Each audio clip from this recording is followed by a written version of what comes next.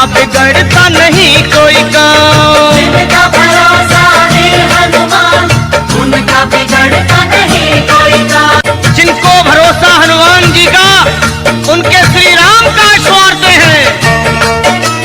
लखा कहे सुनो हनुमान के बिना, कुछ ना मिलेगा गुणगान के बिना। कहे सुनो हनुमान के बिना, कुछ ना मिलेगा